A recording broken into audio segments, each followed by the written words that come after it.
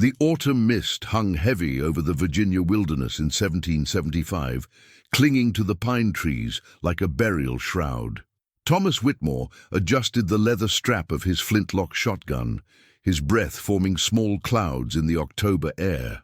Behind him, the settlement of Millbrook Creek was barely visible through the fog, its handful of log cabins sending thin ribbons of smoke into the grey morning sky. Thomas was a man of 32 years, broad-shouldered and weathered by frontier life. His hands, calloused from years of hunting and trapping, gripped his weapon with practiced ease. The other settlers called him the best tracker in 3 counties, a man who could read the forest like scripture and bring down a buck at 100 paces. But Thomas harbored something darker than skill. He harbored pride, the kind that made a man deaf to warnings. "You won't heed the boundary, will you?" his wife Catherine had asked that morning, her green eyes reflecting the firelight as she wrapped cornbread in cloth for his journey. Her hands trembled slightly, though she tried to hide it. "The boundary is superstition, Catherine," Thomas had replied, checking his powder horn. "Old wives' tales told by the Powhatan to keep us from the best hunting grounds. I've seen the marks on those trees, the symbols they carved to frighten us. But I'm no child to be scared by scratches in bark." Catherine's face had paled. "Thomas, even Jeremiah Ross respects those boundaries, and he's feared nothing since the war with the French. The tribal elders say those lands are sacred, that something dwells there that predates even their oldest stories."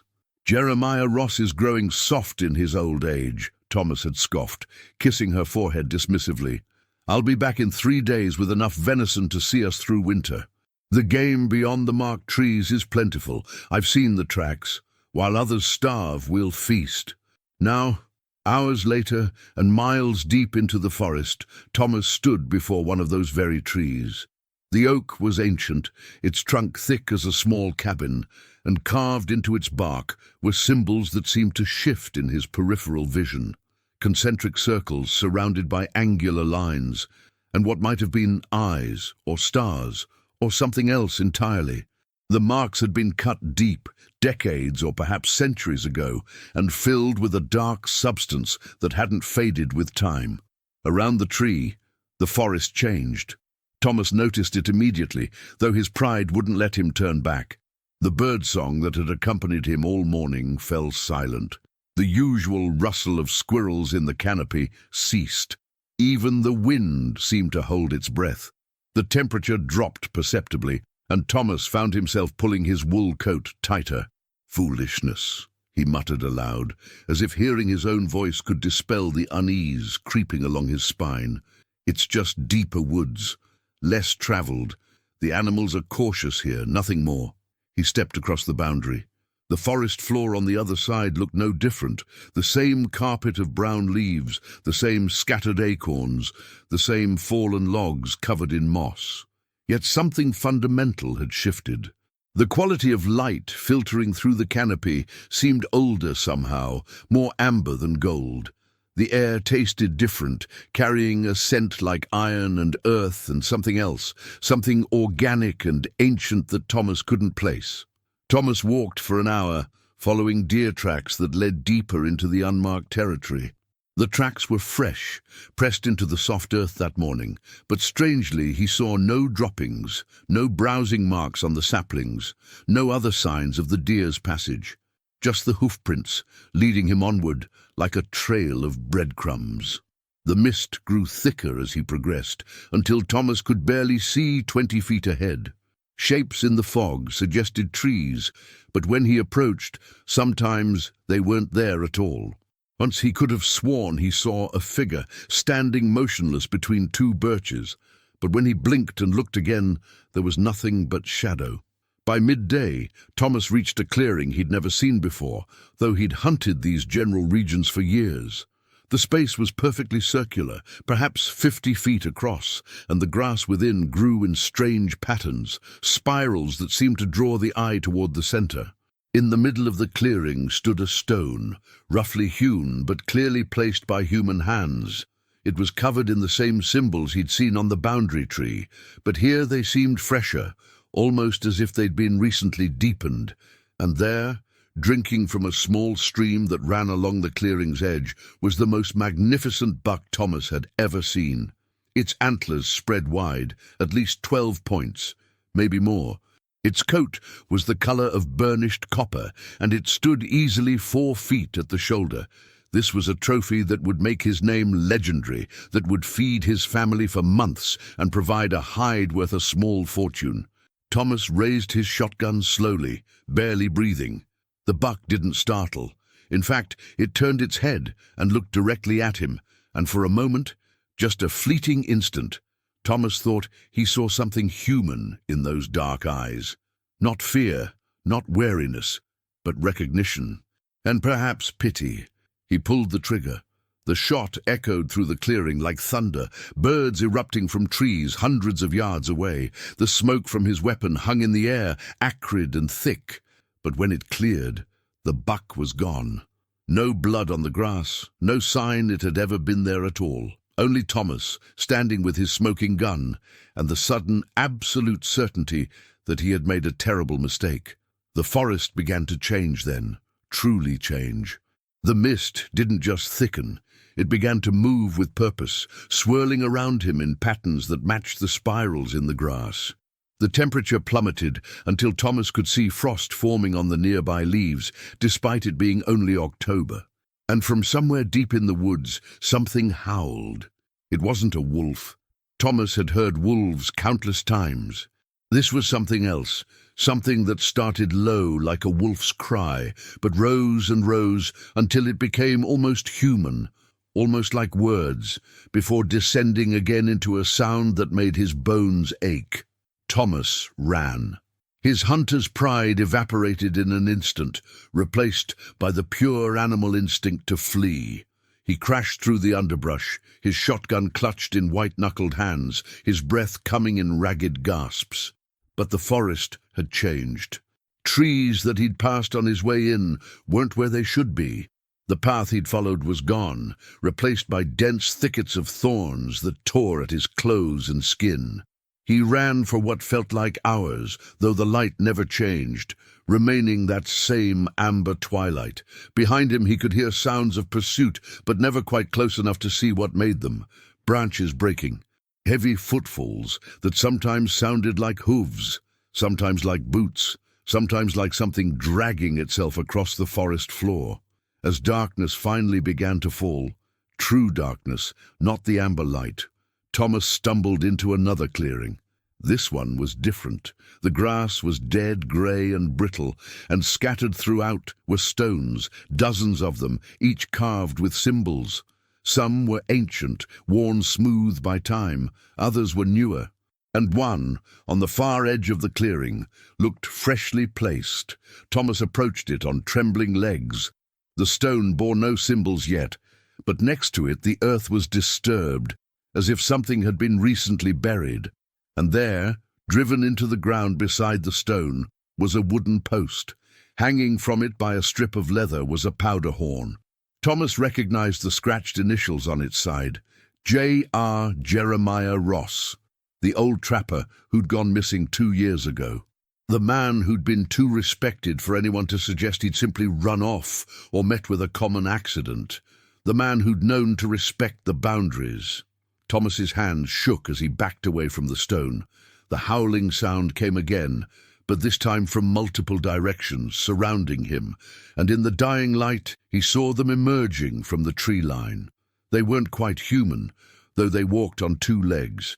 They weren't quite animal, though they moved with an animal's fluid grace. They were something in between, something older, wearing skins and carrying weapons made from bone and stone. Their faces were hidden behind masks of bark and antler, and their eyes, when the firelight caught them from torches that seemed to appear from nowhere, glowed like coals. The largest of them stepped forward, and when it spoke, its voice was like wind through dead leaves, somehow forming words in English. Or perhaps Thomas only understood them as English, translated by some dark magic into sounds his mind could comprehend. "You crossed the boundary," it said. Not as a question, but as a statement of fact. You took aim at what was not yours to take, the sacred deer that guards this place. And now, Like those before you, you must pay the price. Not in death. That would be too simple, too clean. No, you will serve as others have served. Your weapon will become part of the forest, as you will become part of the land you sought to despoil. Thomas tried to speak, to plead, to explain, but his voice wouldn't come. The figures surrounded him and their chanting began, low and rhythmic, in a language that hurt to hear, that seemed to vibrate in his bones and blood. The last thing Thomas saw before consciousness fled was his shotgun being taken from his hands, still warm from the shot he'd fired at the sacred deer. Then darkness took him, and his screaming began. 3 days passed in Millbrook Creek, then 4, then a week. Catherine Whitmore stood at the window of their cabin, her hands twisted in her apron, watching the tree line as she had every day since Thomas left. The other wives tried to comfort her with platitudes. Hunting trips sometimes ran long. Tracking a wounded animal could take a man far from home. Perhaps he'd injured himself and was making his way back slowly. But Catherine knew. She'd known from the moment he'd dismissed her warnings about the boundary. She'd seen it in his eyes, that fatal combination of greed and pride that made men believe themselves immune to consequences. Now she stood widow-like in her own home, not knowing if she should grieve or hope, trapped in the terrible space between. "We should mount a search," said Robert Fletcher, the settlement's de facto leader, a stern man of 50 with a grey beard and eyes that had seen too much of frontier hardship. He stood in the Whitmore cabin with 5 other men, all armed, all seasoned hunters themselves. "Thomas is one of our best. If he's injured out there, he needs help. If he's—" Robert paused, not wanting to finish the thought. "Well, either way, Catherine deserves to know." "He went past the boundary," Catherine said quietly, still staring out the window. "I tried to stop him. But you all know Thomas. He thought it was superstition. He thought the Powhatan markings were meant to scare us away from good hunting grounds." The men exchanged glances. They all knew the stories, had all heard the warnings from the few tribal members who still traded with the settlement. Sacred ground, forbidden territory, land that belonged to something older than the tribes themselves, something they'd learned to respect through hard experience. "We don't have to cross the boundary to search for him," Robert said, though his voice lacked conviction. "We can search the surrounding areas, call out for him. Perhaps he lost his way and is somewhere in the outer regions." But they all knew better. A man like Thomas Whitmore didn't lose his way. If he hadn't returned, it was because he couldn't, because something had prevented him. The search party set out at dawn the next morning. 7 men, including Robert Fletcher, his son Marcus, who was barely 18, and Samuel Wright, a former militiaman who'd fought in the conflicts with the French and their allied tribes. They carried rifles, provisions for 3 days, and a determination that warred with the dread settling in their stomachs. The forest was silent as they traveled. Even Marcus, young and relatively inexperienced, noticed it immediately. "Where are the birds?" he asked his father, his voice barely above a whisper. "I haven't heard a single crow or jay since we crossed Miller's Stream." Robert had noticed too. The forest felt emptied out, as if all the living things had fled before some approaching disaster.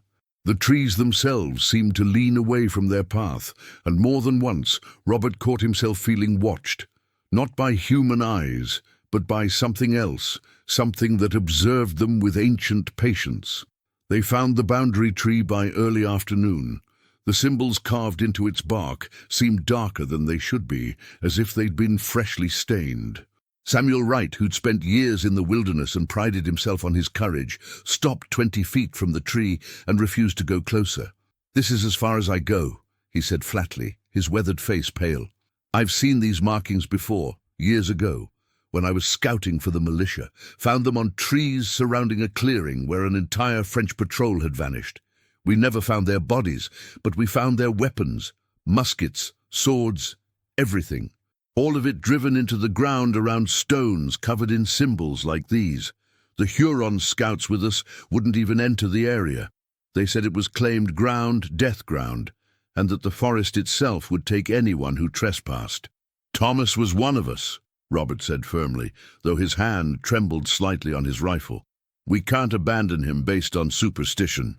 "It ain't superstition if it's real," Samuel replied.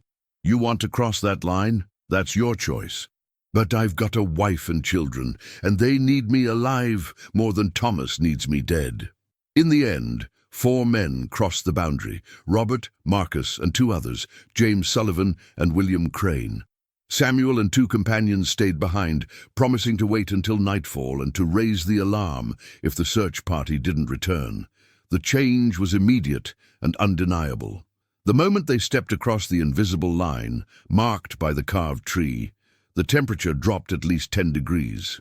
The amber quality of light that Thomas had noticed seemed even more pronounced now, as if they'd stepped not just into a different part of the forest, but into a different time entirely. "Stay close," Robert ordered, his voice tight. "We're looking for signs of Thomas. Tracks, campfires, anything. We're not here to hunt or explore. We find what we can find, and we get out before dark." They moved in a tight group, weapons ready, calling Thomas's name every few minutes. Their voices seemed to die quickly in the still air, swallowed by the forest before the echoes could return. The sense of being watched grew stronger until all 4 men were constantly glancing over their shoulders, jumping at shadows. Marcus was the one who found the first sign.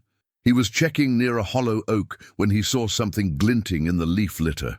Bending down, he picked up a small brass button, the kind Thomas had worn on his hunting coat. The button was scratched and tarnished, but unmistakable. "Father," Marcus called, his voice cracking slightly. "I found something." The 4 men gathered around the button. Next to where it had lain, partially hidden by fallen leaves, were more signs. Scuff marks in the dirt suggesting a struggle or a fall, a scrap of fabric that matched Thomas's coat, and something else, a substance on a nearby rock that might have been blood, though it had a strange dark green tinge to it. "He came through here," James Sullivan said, his own tracker's eye reading the signs. "But look at these marks. These aren't natural. It's like something dragged him, or he was crawling." They followed the trail for another hour, finding more evidence of Thomas's passage. A broken bootlace, another button, scrapes on tree bark where he might have grabbed for support. But the trail didn't lead toward home. It led deeper into the forbidden territory, toward the heart of the sacred lands. The sun was lowering in the sky when they reached the clearing with the stones, the same clearing Thomas had found, though they didn't know it. The grass was still dead and grey, and the stones still stood in their mysterious pattern. But there were more of them now than there had been when Thomas saw them. At least it seemed that way in the dying light. The stones appeared to shift position when not looked at directly, as if the clearing itself was somehow fluid, changing to accommodate new additions. "What in God's name is this place?" William Crane whispered, making the sign of the cross over his chest. William was the most religious of the group, a deacon in the small church they'd built in Millbrook Creek. "This is unholy ground.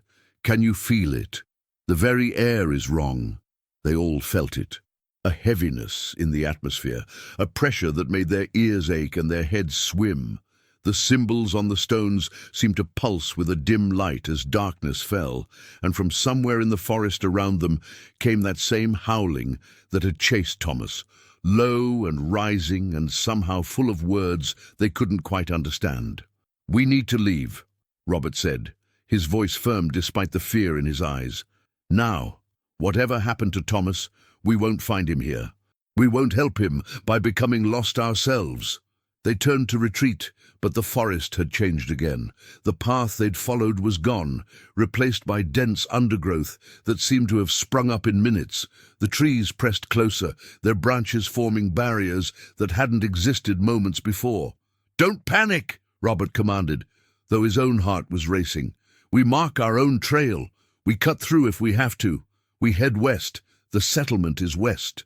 We keep the setting sun on our right, and we walk until we're clear of this place. For a time it seemed to work. They hacked through the underbrush, marked trees with their knives, kept their heading as best they could in the deepening darkness. But after an hour of fighting through the forest, they emerged back into the clearing with the stones. The same clearing they'd left, approached now from a different direction, but unmistakably the same place. "This isn't possible," Marcus said, his young face tight with barely controlled terror. "We walked in a straight line. We kept our bearing. We should be miles from here." They tried again, choosing a different direction, marking their trail even more carefully. And again, after an hour of struggle, they emerged in the clearing. The stones seemed to be watching them now, if stones could watch, and the symbols glowed brighter in the full dark. It was William Crane who broke first. With a cry of terror, he bolted from the clearing, crashing into the forest despite Robert's shouts for him to stop. They heard him running, heard his screams, and then heard nothing at all. Just silence, and that terrible howling. Closer now. "Stay together," Robert ordered, pulling Marcus close. "Whatever happens, we stay together." That's when they saw them, the figures emerging from between the trees. The same beings that had taken Thomas, wearing their masks of bark and bone, carrying torches that burned with a green-tinged flame. They surrounded the clearing, dozens of them, perhaps more in the darkness, and they began to chant. The sound was overwhelming, vibrating through the ground and air, getting into the men's bones and blood. Robert tried to raise his rifle, but his arms wouldn't obey. Marcus tried to run, but his legs had frozen. James Sullivan managed to scream, but the sound came out distorted, wrong, as if the very air was twisting it into something else. The largest of the figures stepped forward, the same one who had spoken to Thomas. When it spoke now, its voice seemed to come from everywhere at once. "You have crossed the boundary," it intoned, "not in ignorance, but with knowledge of the warnings. You have entered sacred ground not to hunt or to despoil, but to retrieve what was already claimed. This shows honor, though it does not absolve. You may leave, but you will carry with you a message. Tell your people what dwells here. Tell them the price of trespass. Tell them that what the forest takes, the forest keeps. And tell them that those who cross the boundary enter a compact they cannot break. They become part of the land itself, guardians and warnings for those who come after." The chanting stopped. The figures melted back into the darkness. And suddenly Robert, Marcus, and James found they could move again. Without discussion, without hesitation, they ran. They ran as they'd never run before, crashing through undergrowth, not caring about the thorns that tore their skin or the branches that struck their faces. And this time, miraculously, the forest let them go. They burst across the boundary at the carved tree just as the first light of dawn touched the sky, falling into the arms of Samuel Wright and the others who'd waited through the long, terrible night. "William?" Samuel asked, looking at their torn clothes and wild eyes. Robert just shook his head, unable to speak. Behind them, deep in the forbidden forest, they heard that howling one last time, a sound of triumph, or perhaps warning, or perhaps something else entirely. A sound that said the forest was patient and hungry, and would wait as long as needed for the next person who didn't heed the boundaries. When they returned to Millbrook Creek, Catherine Whitmore took one look at their faces and knew she was a widow. She didn't ask questions. She simply nodded, hung a black wreath on her door, and began the long process of grief. But she also began to tell the story, to anyone who would listen, about the price of pride and the importance of respecting the warnings that came from those who knew the land better than the settlers ever would. The story of her husband, the finest hunter in 3 counties, who crossed a boundary he should have respected and never returned. 15 years passed. The American Revolution came and went, leaving Virginia transformed, but the frontier forests largely unchanged. Millbrook Creek grew into a more substantial settlement, with more cabins, a proper church, a trading post, and nearly 50 families. New settlers arrived from the east, seeking land and opportunity, bringing with them the same mixture of hope and hubris that had always characterized the frontier. The story of Thomas Whitmore became something of a local legend, told around fires and used by parents to keep children from wandering too far into the woods. Some believed it, others dismissed it as frontier mythology, the kind of tale that grew with each retelling until fact and fiction became impossible to separate. The boundary marked by the carved trees was generally respected, but more out of tradition than genuine belief in consequences. Catherine Whitmore, now 47 and never having remarried, still lived in her cabin. She'd become something of a keeper of memory for the settlement, the one who remembered the early days and the lessons learned in blood. She'd grown stern with age, her green eyes harder but also wiser. When young hunters boasted about exploring beyond the boundary, she would fix them with a look that made them reconsider and quietly remind them that the forest had a long memory. In the spring of 1790, a new group of settlers arrived in Millbrook Creek, 5 families from Pennsylvania seeking land grants promised by the Virginia legislature. Among them was a young surveyor named Daniel Morrison, 24 years old, educated in Philadelphia, and armed with instruments and maps that made the frontier seem conquerable through reason and measurement. Daniel was tall and lean, with dark hair tied back in the style of educated men, and he carried himself with the confidence of someone who believed the world could be understood through science and mathematics. He'd studied under David Rittenhouse, had read Euclid and Newton, and considered himself a man of the Enlightenment, someone who looked at the world through the lens of rationality rather than superstition. When he heard the story of Thomas Whitmore from the older settlers, Daniel smiled politely and filed it away with other frontier tall tales. Phantom ships, cursed gold, vanishing expeditions. Every frontier had such stories, he believed, born from isolation and the human need to explain the unexplainable. He'd come to Virginia to map the land, to help the new settlers understand what they owned and where boundaries lay, real boundaries, marked by survey stakes and recorded in deed books, not mysterious carvings that supposedly kept settlers from profitable territory. The land beyond the marked trees is prime territory, Daniel announced at a settlement meeting in May. He'd brought maps he'd drawn based on descriptions from hunters who'd skirted the area. Rich soil, abundant game, good water sources. It's exactly what we need for expansion. These new families need land, and that land is sitting unused because of old stories. Catherine Whitmore stood in the back of the meeting room, her arms crossed.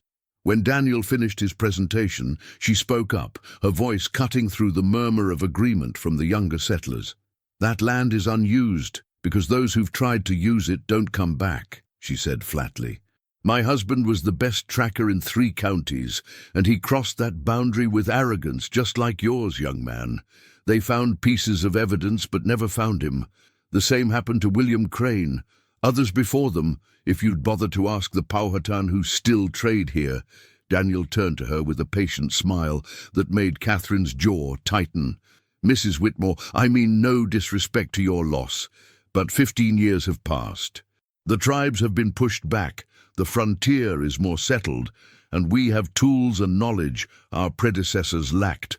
Whatever happened to your husband, and I'm truly sorry for what you've endured, we can't let fear of the unknown prevent progress." "It's not the unknown I fear," Catherine replied coldly. "It's what I know, what others know, what you refuse to learn." But Daniel had the support of the younger settlers and the new families desperate for land. Within a week, he'd organized an expedition, not just to skirt the boundary, but to fully survey the forbidden territory, to map it properly, to prove that it was safe for settlement, and put the old stories to rest. 10 men joined him, including Marcus Fletcher, now 33 and eager to confront the place that had terrified him as a young man. Marcus had spent 15 years trying to convince himself that what he'd seen that night had been the product of exhaustion and fear, that the figures in the darkness had been Indians painted and masked for intimidation, that the seeming impossibility of the forest had been disorientation. He wanted to believe Daniel's rational explanations, wanted to prove his young terror had been baseless. They set out on a clear June morning, carrying surveying equipment, provisions for a week, and a confidence that made the older settlers shake their heads. Catherine watched them go with sadness in her eyes, knowing she'd see some of those faces again, but not all of them, and not unchanged. The expedition crossed the boundary at mid-morning. The carved tree was still there, its symbols even darker now, but Daniel examined it with scientific interest rather than superstitious dread. "Fascinating," he said, sketching the symbols in his notebook. "These are similar to Algonquian religious markings, but older, much older. The weathering suggests these carvings are at least a century old, possibly more. They're likely territorial markers, or perhaps ritual sites for vision quests. Certainly nothing supernatural." Marcus stood near the tree, and despite his rational intentions, he felt the same unease he'd felt 15 years ago, the silence of the forest, the quality of the light, the sense of crossing from one world into another. "We should mark our trail carefully," Marcus said, his voice tight. "This territory is easy to get turned around in." "That's exactly why we're surveying it," Daniel replied cheerfully, setting up his theodolite. "Once we have proper measurements and an accurate map, there'll be no getting lost. Fear of the unknown is simply lack of knowledge. We're about to dispel both." Ubinu, they spent the day working in a systematic pattern, with Daniel taking measurements, recording landmarks, and gradually building a detailed map of the territory beyond the boundary. The other men spread out in pairs, marking trees, noting water sources, evaluating the land for cultivation. To their relief and Daniel's satisfaction, nothing unusual happened. The forest was simply forest, dense, old growth and undeniably rich in resources, but mundane. By the time they made camp for the night, Daniel was practically crowing with vindication. "You see," he said to Marcus as they sat around the fire, "we've been here all day. No mysterious figures, no impossible forests, nothing but good, usable land. The stories were exactly what I thought, frontier mythology designed to keep others away from prime territory." Marcus wanted to agree, wanted to feel relieved, but something still felt wrong. The forest was too quiet. They'd seen game, deer tracks, bear scat, signs of rabbits and turkey, but they hadn't actually seen any animals, and the light still had that amber quality, even now as the sun set, as if they were looking at the world through ancient glass. The second day proceeded much like the first. More surveying, more mapping, more confirmation that the territory was ordinary forest. But late in the afternoon, as Daniel was recording measurements near a large oak, one of the men called out, "Daniel, Marcus, you need to see this." They hurried over to find James Whitaker, a young farmer standing before a tree unlike any they'd seen. It was enormous, at least 8 feet in diameter, and incredibly old. But what made them stare was what was embedded in the trunk. At chest height, growing out of the living wood as if it had always been part of the tree, was a shotgun. Not lying against the tree or leaning on it, but actually merged with it, the wood having grown around it over many years. The metal was partly visible, partly swallowed by bark, but the shape was unmistakable. It was a flintlock shotgun, the style that had been common 15 years ago. Daniel approached slowly, his scientific curiosity warring with a growing unease. Trees could grow around objects. He knew that. He'd seen trees that had absorbed fence posts, old tools, even horseshoes over the decades. But this seemed different. The gun hadn't been leaned against the tree and forgotten. It had been placed there deliberately, driven into a hollow or crack, and the tree had grown around it with impossible speed. "Touch it," Marcus said quietly. He hadn't moved closer. "Go ahead, Daniel. Touch it and tell me what you feel." Daniel reached out and placed his hand on the visible metal of the gun barrel. He jerked back immediately, his eyes wide. "It's warm," he whispered. How is it warm?" The metal should have been cold. It was late afternoon in the shade, and metal should feel cool to the touch. But the gun was warm, almost body temperature, as if it had just been fired, And when Daniel leaned closer, he could smell something, the faint scent of gunpowder, sharp and acrid, as if the weapon had been discharged recently. "This doesn't make sense," Daniel said, but his voice had lost its certainty. "Even if this gun has been in this tree for years, even if the tree grew around it, the metal should be cold. It should smell of rust and decay, not powder." Marcus had gone pale. "I think I know whose gun this is," he said quietly. "My father described Thomas Whitmore's shotgun. He'd carved his initials into the stock. TW, check the stock if you can see it." They scraped away bark carefully, and there, partially visible in the wood grain, were carved letters, TW Thomas Whitmore's gun, missing for 15 years. Now part of a living tree, impossible to remove, warm to the touch and still smelling of powder, as if the last shot he'd fired at the sacred deer in the clearing had just been taken. The men gathered around the tree, their earlier confidence evaporating. Even Daniel, with all his education and rational thinking, couldn't explain this. Trees didn't grow that fast. Metal didn't stay warm for 15 years. Powder scent didn't linger for a decade and a half. "We should mark this location and return to the settlement," Marcus said, his voice steady despite the fear in his eyes. This is proof that the stories weren't myths. Whatever happened to Thomas Whitmore, this tree is connected to it. We need to show Catherine, and we need to figure out what this means." Daniel wanted to argue, wanted to find some rational explanation, but standing in the amber light of the old forest, with his hands still tingling from touching that impossible gun, he couldn't. Instead, he nodded slowly and began taking detailed measurements of the tree's location. That's when the howling started. It came from all directions at once, that same terrible sound that Marcus had heard 15 years ago, starting low like a wolf, rising to something almost human, descending again into a tone that made their bones ache. The temperature dropped 20 degrees in seconds, and the amber light began to fade, even though sunset was still an hour away. "Run!" Marcus said. "Everyone back to the boundary, now!" They didn't need to be told twice.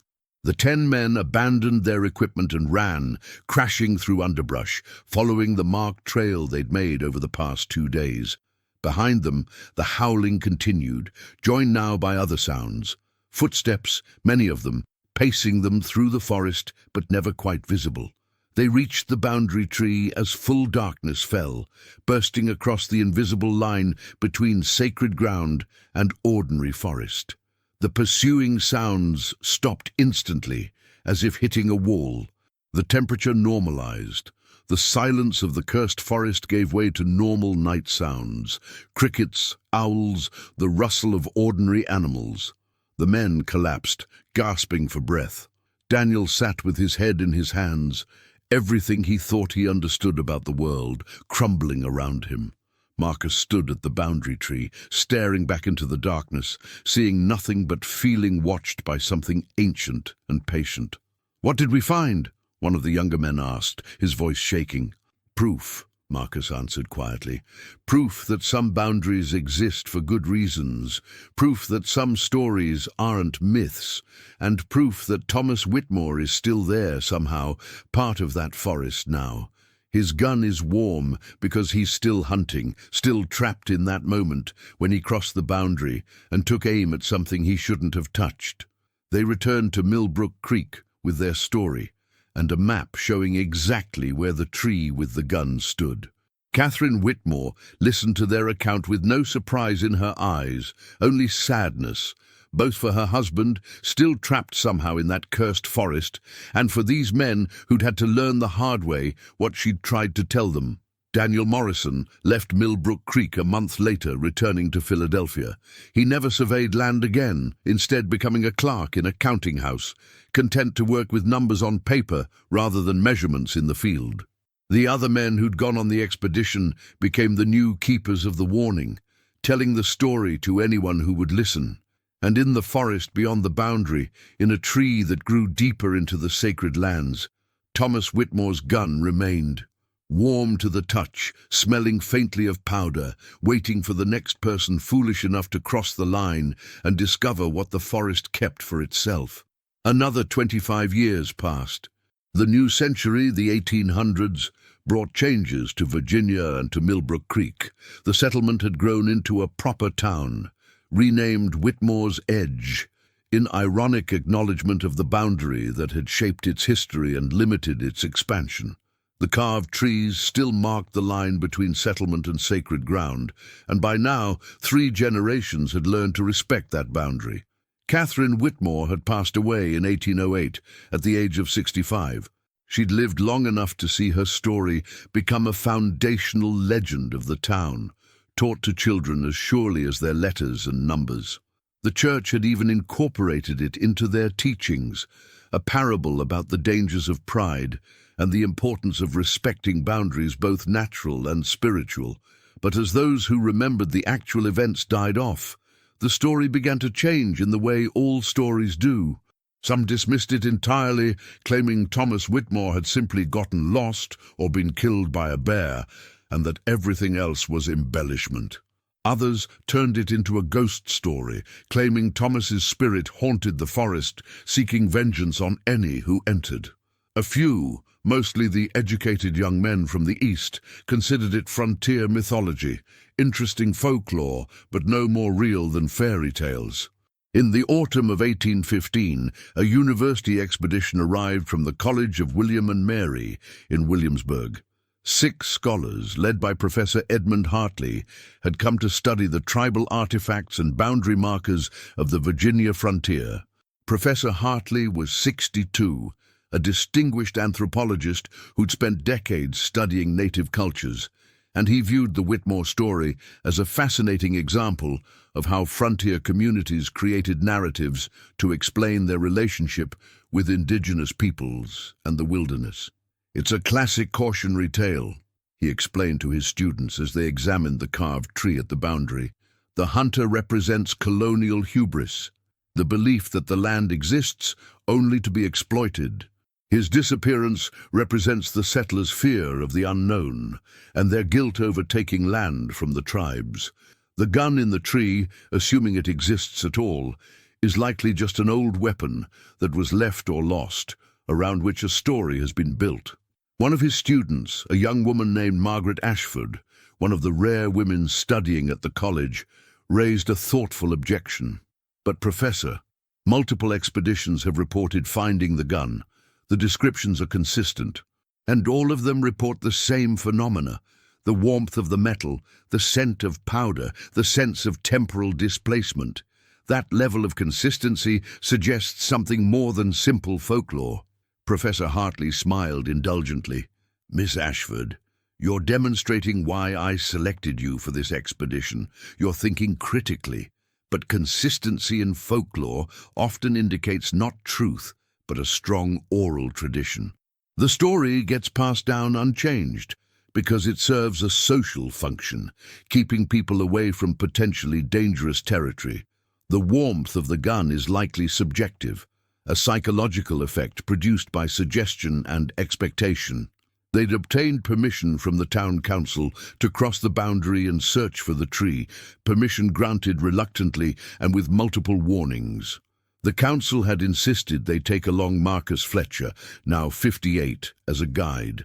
Marcus had spent 4 decades living with the memory of what he'd seen, and he'd become something of a guardian of the boundary himself, the living repository of its history.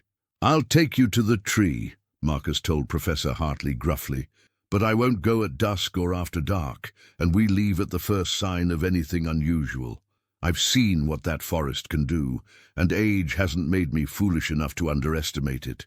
The expedition crossed the boundary on a clear October morning, 40 years, almost to the day, since Thomas Whitmore had made the same crossing. The forest had changed in subtle ways: new growth, fallen trees, the slow transformation that decades bring. But the fundamental strangeness remained, that quality of light, that silence, that sense of crossing into a different kind of time. Professor Hartley noted everything in his journal, But his observations were those of a skeptical scientist looking for natural explanations for reported phenomena. The silence, he suggested, was simply the result of being in deep old-growth forest where bird populations were lower. The light was a product of the dense canopy and the angle of the autumn sun. The sense of unease was psychological, a product of knowing the area's reputation. It took them 3 hours to reach the tree, following Marcus's clear directions, and there it was, exactly as described, exactly as it had been found 25 years earlier by Daniel Morrison's expedition. The enormous oak, the gun growing from its trunk, the impossible fusion of wood and metal that should not exist. The students approached cautiously, but Professor Hartley walked directly to the tree with scientific interest. He examined the gun carefully, measuring it, sketching it, taking samples of the wood around it. "Fascinating," he murmured. "The tree has definitely grown around this weapon, which confirms it's been here for considerable time. The growth rings visible on the exposed bark suggest at least 30 to 40 years, which aligns with the Whitmore disappearance timeline. As for the warmth," he placed his hand on the metal barrel, and his expression changed instantly. The scientific detachment drained from his face, replaced by confusion, then fear. He jerked his hand back as if burned. "That's impossible," he whispered. "The metal is its body temperature, and I can smell gunpowder, fresh gunpowder." Margaret Ashford approached and carefully touched the gun herself. Her eyes widened. "Professor, this doesn't just feel warm. It feels alive. Can you feel it? There's a vibration, almost a pulse." Marcus stood well back from the tree, his arms crossed. "Now you understand," he said quietly. "This isn't folklore, Professor. This isn't metaphor or psychology. Something happened to Thomas Whitmore here, something that broke the normal rules of how the world works. And his gun is the proof, a permanent reminder that some boundaries exist for reasons we don't fully understand and shouldn't ignore." Professor Hartley spent the next hour examining the tree from every angle, trying to find some rational explanation. He checked for underground heat sources that might warm the metal, for hollow spaces in the tree that might trap fermentation gases that could smell like powder, for any natural phenomenon that could explain the impossible. He found nothing. The tree was solid, ancient, and somehow keeping Thomas Whitmore's gun in a state of perpetual readiness, as if the moment of crossing the boundary and taking aim at the sacred deer was caught in an eternal loop, never quite completing, never quite ending. As afternoon wore toward evening, Marcus became insistent that they leave. "We've seen what you came to see," he said firmly. "Now we go, while we still can." But Professor Hartley, his scientific worldview cracking but not broken, wanted to stay longer, to understand more. "Just until sunset," he pleaded. "I need to observe if there are any changes in the phenomena as light conditions change. It could be crucial to understanding what's really happening here." Marcus shook his head. "The last expedition that stayed until dusk ran for their lives. Some things aren't meant to be fully understood, Professor. Some mysteries exist as warnings, not puzzles to be solved." In the end, they compromised. Professor Hartley and 2 of his students, Margaret Ashford and a young man named Thomas Brennan, would stay for another hour while the others returned to the boundary with Marcus. They would mark the trail clearly, and the remaining 3 would follow before full dark. It was a compromise that everyone would regret. As the sun lowered and that amber light deepened into gold, things began to change around the tree. The 3 remaining scholars noticed it gradually, a thickening in the air, a sense of pressure building, like the moments before a thunderstorm. The forest sounds, already minimal, stopped entirely, and in the deepening shadows between the trees, shapes began to move. "Professor," Margaret said, her voice tight with controlled fear, "we should leave, now!" But Professor Hartley was transfixed, watching something that shouldn't be possible. Around the tree, the air was beginning to shimmer, like heat haze on a summer road, and within that shimmer, figures were appearing. Not solid, not quite, but more than shadow. human shapes, or nearly human, moving in repetitive patterns, as if they were caught in loops of their own. "Do you see them?" Thomas Brennan whispered. "Professor, there are people, or ghosts, or something." One of the figures became clearer as they watched, resolving into a man in frontier clothing, carrying a shotgun. He moved through the same motions again and again, raising his weapon, taking aim at something they couldn't see, pulling the trigger. Each time, the shotgun in the tree would pulse with warmth, and the smell of powder would grow stronger. "Thomas Whitmore," Professor Hartley breathed. "My God, we're seeing him. Not a memory, not a recording. He's actually here, trapped in the moment he took that shot, perpetually hunting, perpetually crossing the line he shouldn't have crossed." Other figures moved in the shimmer now, barely visible, but definitely present. A man stumbling through the forest, looking lost. A group of soldiers in French uniforms, weapons drawn but frozen in their tracks. Shapes that might have been human once but had changed, merged with the forest itself, becoming something in between.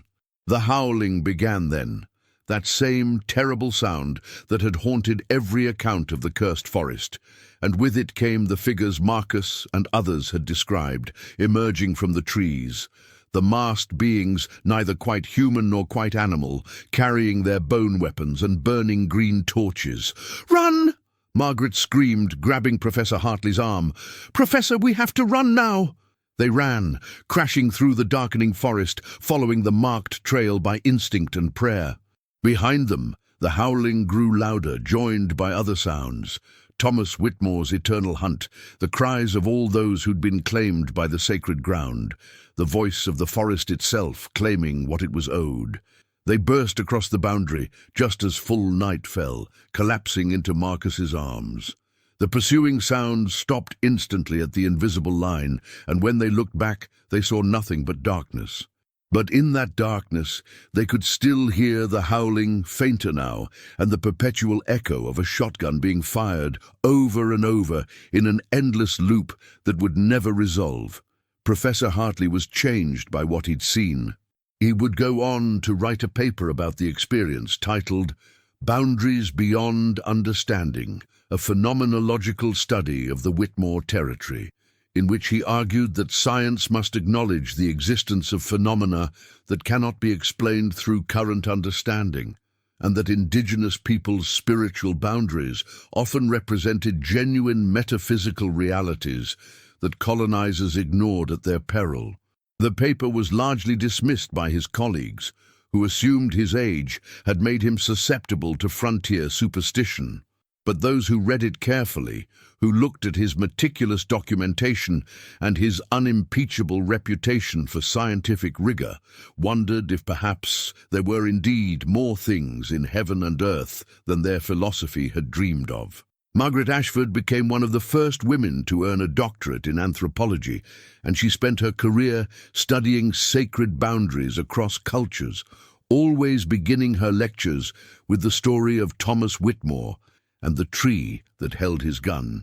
She taught her students that respect for boundaries, whether cultural, spiritual, or territorial, wasn't superstition but wisdom, hard-earned through generations of experience.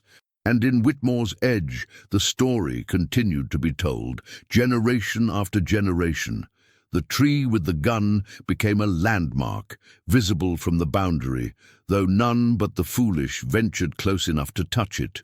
On clear nights, hunters camping near the boundary swore they could hear it, the distant sound of a shotgun being fired again and again as Thomas Whitmore continued his eternal hunt, forever caught in the moment his pride overcame his wisdom.